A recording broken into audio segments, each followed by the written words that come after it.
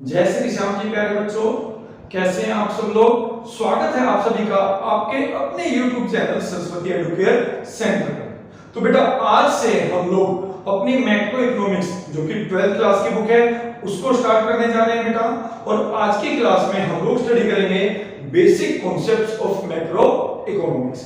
तो आज की क्लास में हमें दो बहुत ही इंपॉर्टेंट टॉपिक स्टडी करने हैं। तो उन इंपॉर्टेंट टॉपिक को समझने के लिए और जानने के लिए कि वो कौन कौन से इंपॉर्टेंट टॉपिक है बेटा, वीडियो को अंत तक जरूर देखें। पसंद आए तो अपने दोस्तों के साथ शेयर करें। चैनल सब्सक्राइब नहीं किया तो चैनल को सब्सक्राइब भी कर लें। तो बेटा स्टार्ट कर देते हैं आज की अपनी क्लास।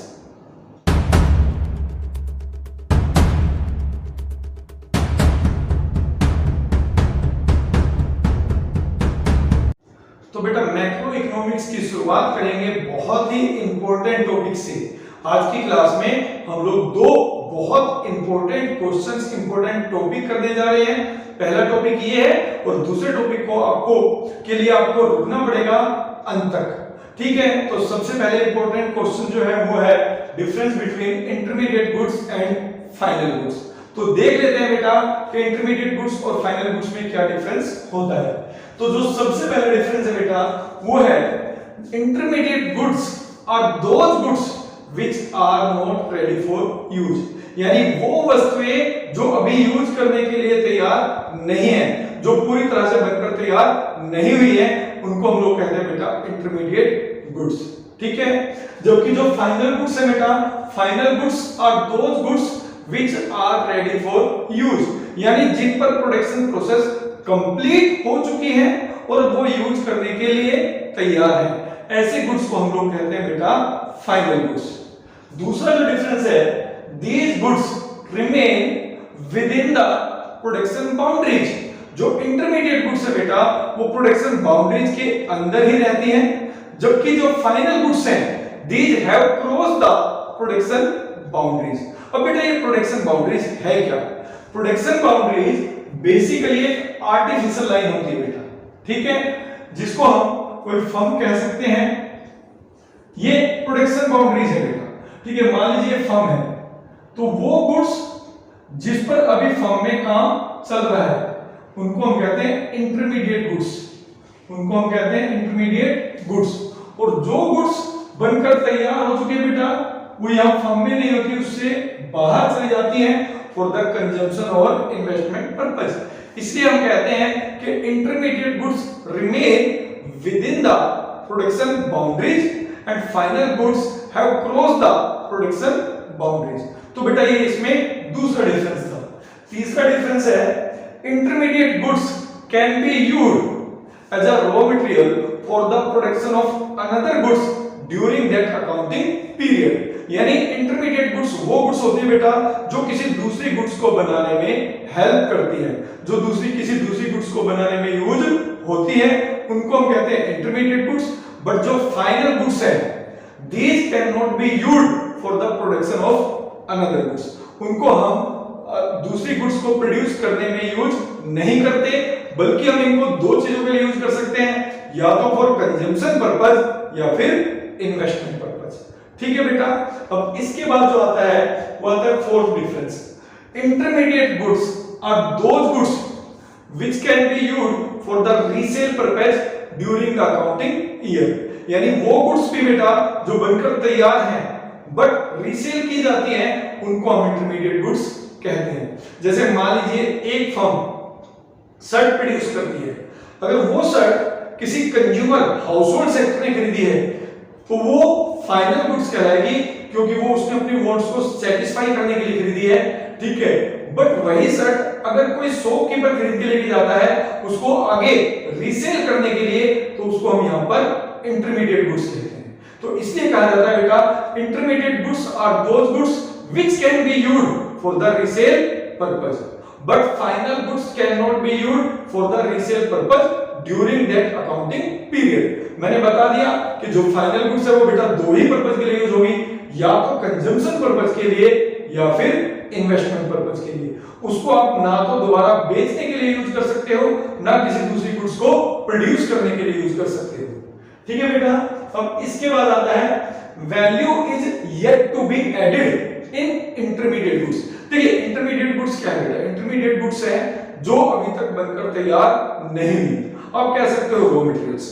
जैसे कि कपड़ा है, कपड़ा आपके वांट्स को सेटिस्फाई नहीं करता, कपड़े को शर्ट में प्रोड्यूस कन्वर्ट किया जाता है बेटा, तो उसको प्रोड्यूस करने से पहले, शर्ट कंप्लीट होने से पहले वो इंटरमीडिएट गुड्स है और उसमें हम वैल्यू एडिशन करते रहते हैं।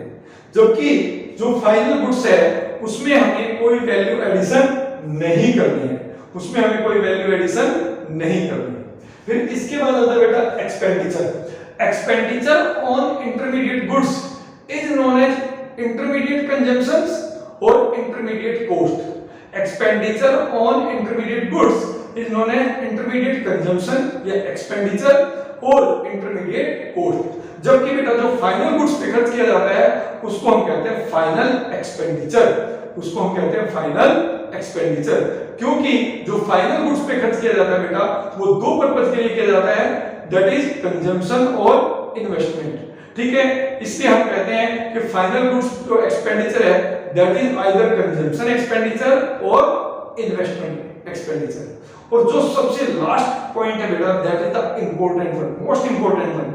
अगर डिफरेंस आता है तो आपको ये पॉइंट जरूर लिखना चाहिए। The value of intermediate goods will not be included in the estimation of national income. जो इंटरमीडिएट गुड्स है बेटा उसकी वैल्यू को हम नेशनल इनकम में इंक्लूड नहीं करते। क्यों नहीं करते बेटा? क्योंकि हम नेशनल इनकम में केवल इंक्लूड करते हैं value of final goods and services, और फाइनल गुड्स और सर्विसेज में ऑलरेडी इंटरमीडिएट गुड्स की वैल्यू इंक्लूड होती है बेटा, इसलिए आपको इसको अलग से इंक्लूड करने की कोई आवश्यकता नहीं है। तो बेटा जो सेकंड टॉपिक है जो आज की क्लास में हमें सीखना है, बहुत ही इंपॉर्टेंट टॉपिक, टॉपिक का नाम है same goods may be intermediate goods as well as final goods. ठीक है, आपको इसी तरीके से ये स्टेटमेंट दी होगी और आपको इसको जस्टिफाई करना है।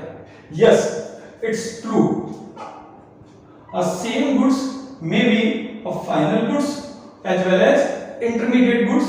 Actually it depends on its ultimate user कि which goods will be known as intermediate goods और which goods will be known as final goods, कि उस गुड्स का अल्टीमेट यूजर कौन है।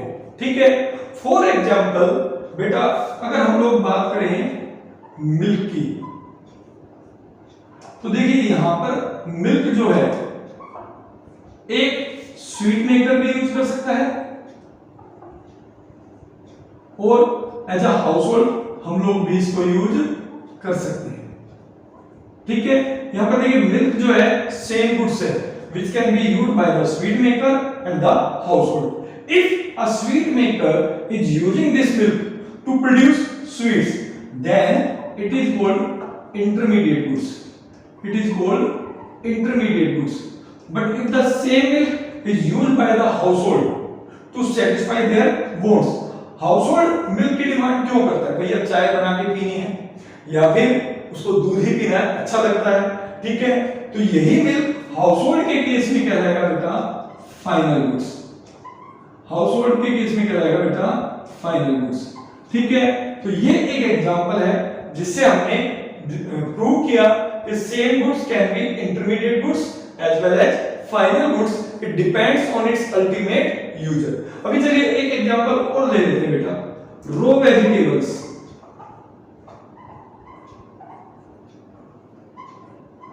अब देखिए रॉ वेजिटेबल्स भी दोनों सेक्टर खरीदते हैं, एक रेस्टोरेंट वाला, ठीक है, दूसरा हाउस होल्ड। अब रेस्टोरेंट वाला रॉ वेजिटेबल्स क्यों खरीदता है? वो उन वेजिटेबल को यूज करके, ठीक है, फिनिश प्रोडक्ट यानी सब्जी बनाएगा और उसको फिर वो आगे बेच देगा। बट जबकि हाउस होल्ड जो रॉ वेजिटेबल खरीदेगा वो किस लिए खरीदेगा बेटा? अपने वांट्स, अपने नीड्स को फुलफिल करने के लिए। मींस अगर रॉ वेजिटेबल्स रेस्टोरेंट वाले के द्वारा खरीदी जाएगी then it is called raw material और intermediate goods. But if the same raw vegetables are purchased by the household sector then it is called final goods, क्योंकि हाउसहोल्ड ने जो परचेज की होगी बेटा ये की होगी अपने वांट्स को सेटिस्फाई करने के लिए। देखिए बहुत इंपॉर्टेंट टॉपिक है और इकोनॉमिक्स में अच्छी बात यह है आप एग्जांपल देकर अपनी कॉन्सेप्ट्स को क्लियर कर सकते हो। तो आज की क्लास में केवल 2 ये इंपॉर्टेंट टॉपिक हम लोगों को करने थे। आई होप कि आपको ये अच्छे से समझ में आया होगा। मिलेंगे अपनी मैक्रो इकोनॉमिक्स की नेक्स्ट क्लास में, तब तक के लिए बेटा जय श्री श्याम।